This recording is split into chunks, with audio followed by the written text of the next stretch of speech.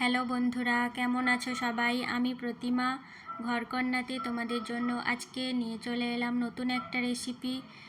চলো দেখে নাও রেসিপিটা। আজকে আমি বানাবো মাছের ডিমের কারি। মাছের ডিমটা প্রথমে ধুয়ে নিলাম ভালো করে, অল্প নুন দিলাম, হলুদ দিলাম, কাঁচা লঙ্কা কুচি দিলাম, পেঁয়াজ কুচি দিলাম। ডিমটা ভালো করে মাখিয়ে নেব।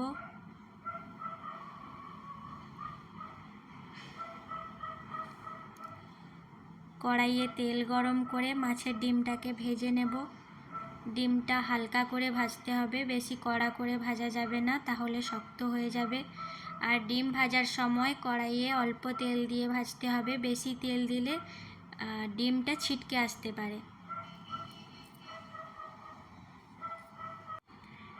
ডিম ভাজা হয়ে গেছে, এবার ডিমটাকে তুলে নিয়েছি।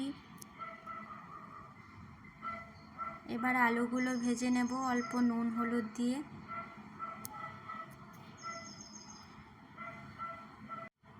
কড়াইয়ে তেল গরম করে অল্প জিরা দিলাম, পেঁয়াজ কুচি দিলাম,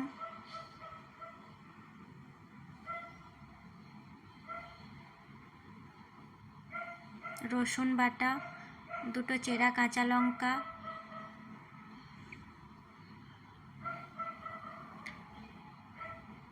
এবার দিলাম টমেটো কুচি,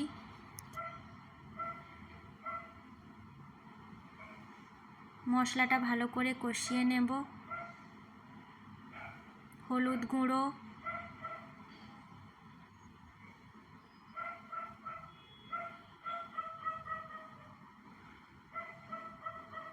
লঙ্কা গুঁড়ো,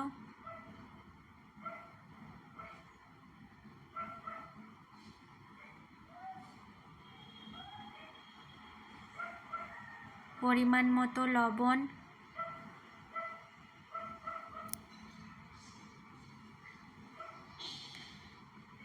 দেখো বন্ধুরা মশলাটা ভালো করে কষানো হয়ে গেছে আমার। এখন আমি আলুগুলো দিয়ে দেব।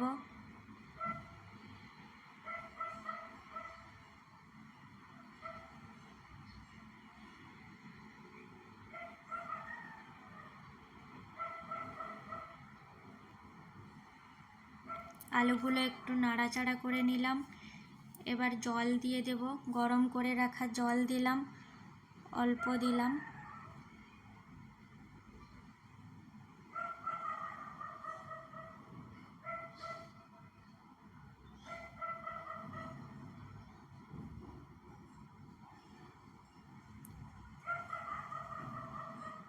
ঝোল ফুটে গেছে, এখন আমি মাছের ভেজে রাখা ডিমগুলো দিয়ে দিলাম।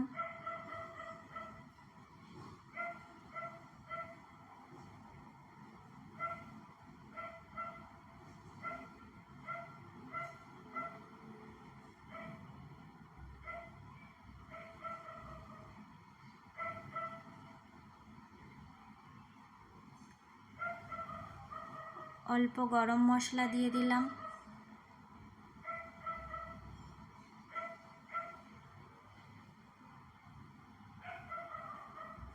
পাঁচ মিনিট ঢাকা দিয়ে একটু রান্না করে নেব।